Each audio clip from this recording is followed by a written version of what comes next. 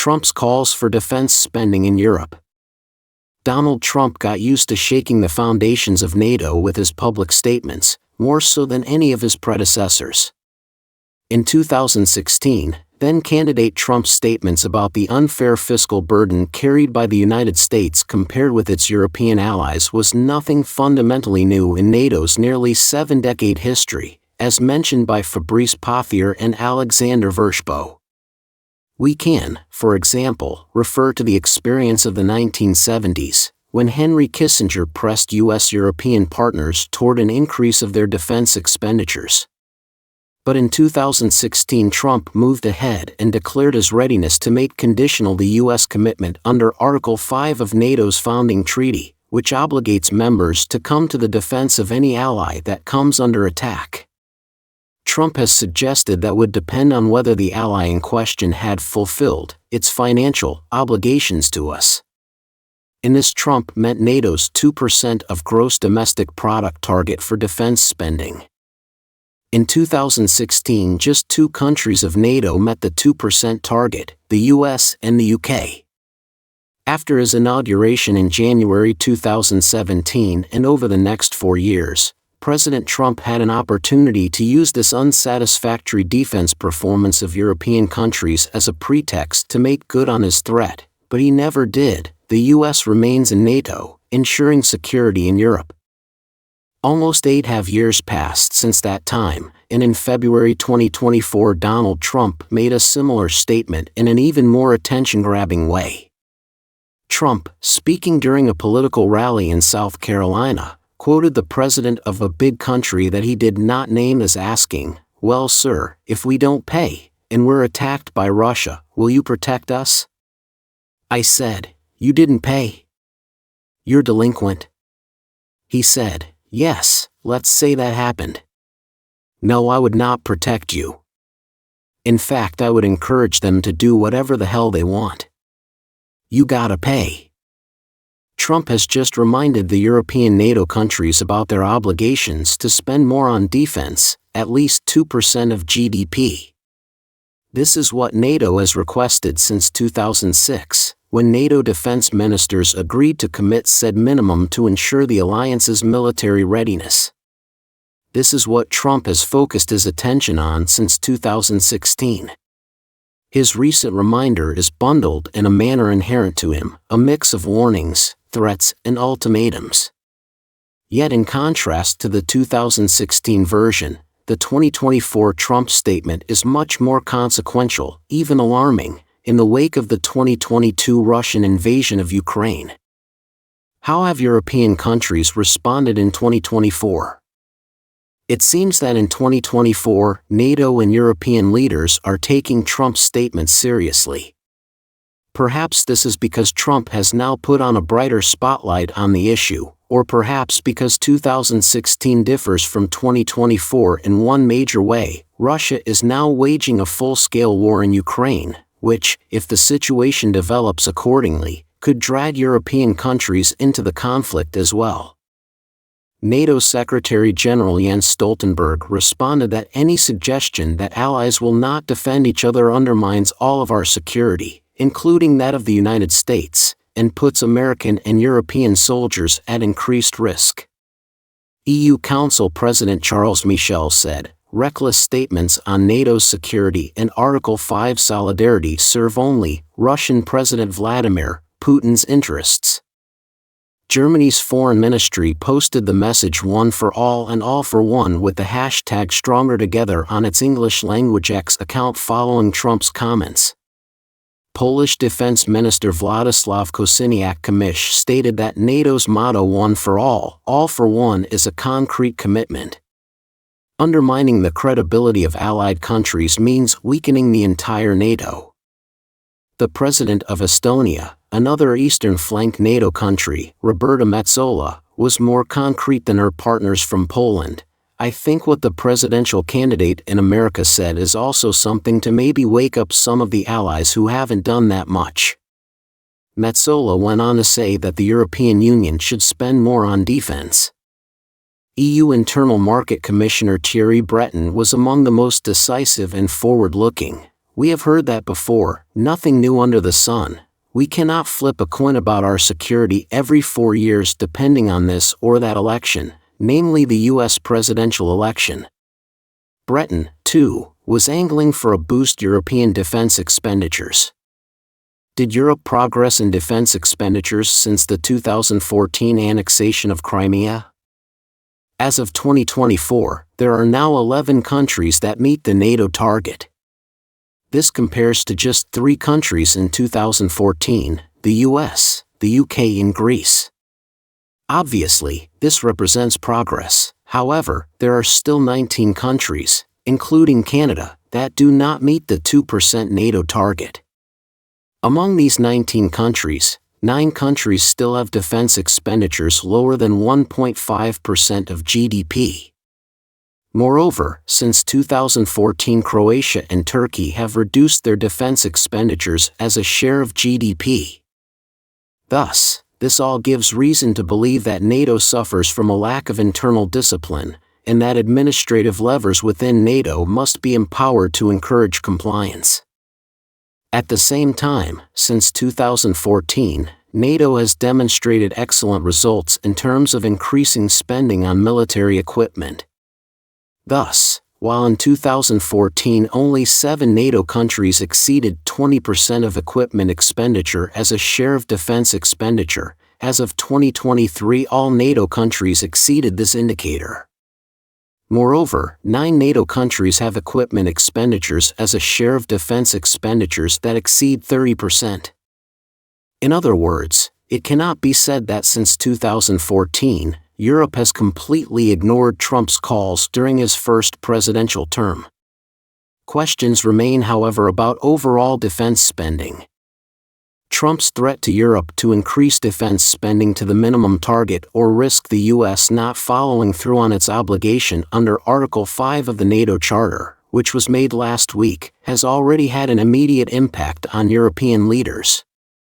The case of Germany's response is certain, with Berlin having already informed NATO that it will allocate a record amount of money for defense.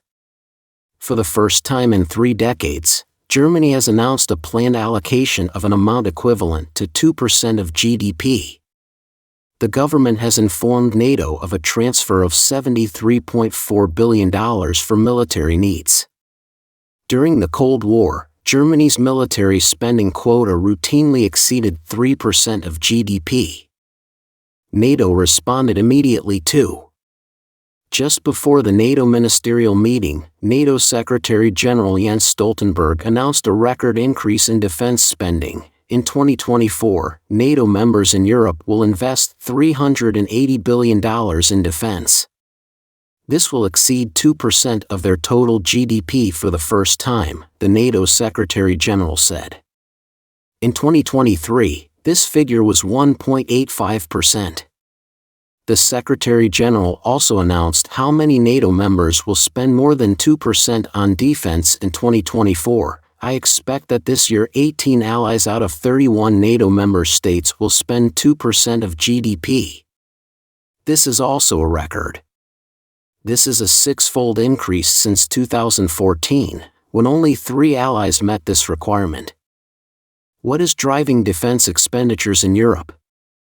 Effective deterrence requires not only a powerful military component, but also well-known instruments of geopolitics, including effective diplomacy.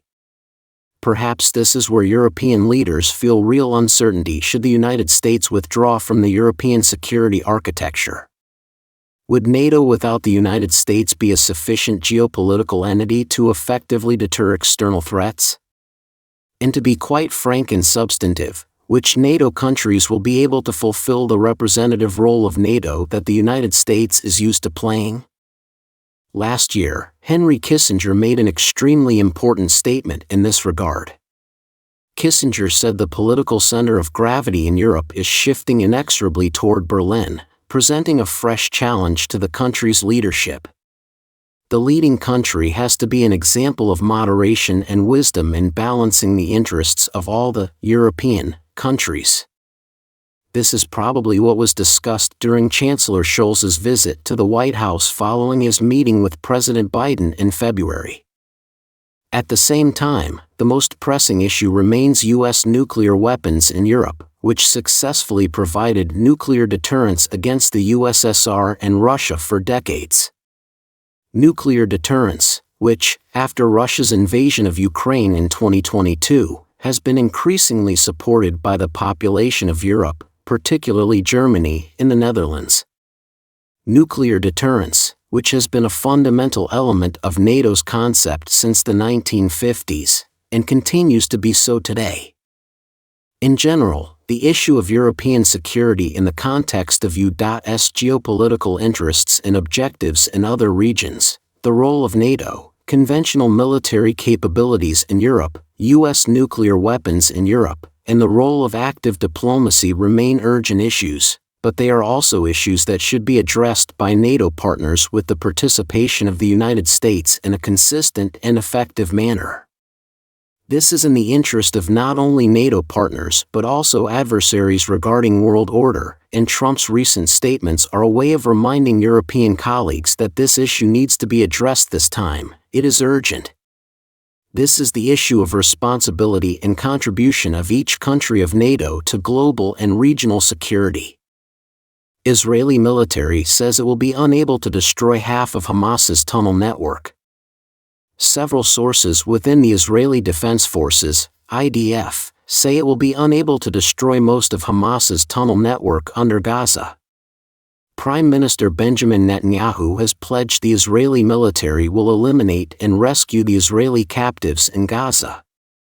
However, it is becoming increasingly clear that Tel Aviv will be unable to achieve either goal.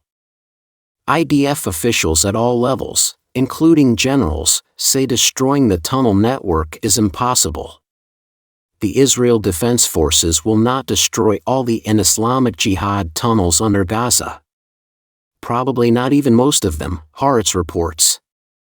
The IDF is scaling down its forces in Gaza City with full knowledge that many tunnels have been overlooked. This shouldn't come as a surprise. The tunnels under the Gaza Strip were there even before Hamas founding in 1987, and it seems they'll be here after this war too. The Israeli outlet explains that the Israeli military command was surprised by the extent of the tunnel network beneath Gaza. Only gradually did the IDF realize that the tunnel network was much more extensive than it had previously understood, and that their main use was not for launching arsenals, but for preserving its forces.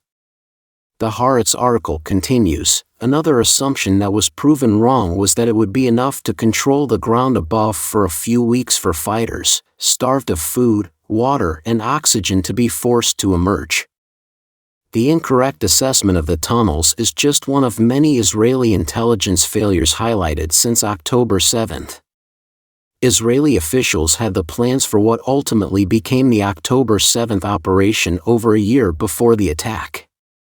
During the months leading up to the attack, several different sources attempted to alert Tel Aviv to a growing threat in Gaza. The New York Times reported that Tel Aviv initially believed controlled 250 miles of tunnel. That number is now assessed to be close to 450 miles. Haaretz reported that one IDF commander discarded the maps he was given and dismissed the intelligence as useless. The U.S. estimates that Israel has killed 5,000 to 7,500 fighters. The Wall Street Journal reports the group has begun to re-establish its presence in areas of northern Gaza ostensibly cleared by the IDF. Haaretz provides details on how the tunnel network allows to move assets around Gaza.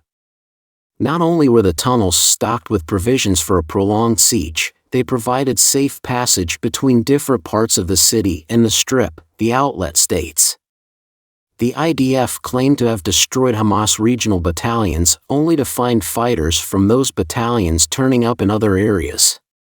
And when signs of the presence of hostages were discovered in the tunnels, they had by then been moved to other tunnels. The acknowledgement of the IDF's inability to take out Hamas's infrastructure comes as several reports have documented that Israel will be unable to achieve its military objectives in Gaza, rescue the hostages, and eliminate A day will come when the Israeli security establishment will have to admit that destroying the tunnel networks was never a realistic objective. The IDF can perhaps deal with the prospect of a threat from underground, but the tunnels will remain beneath Gaza,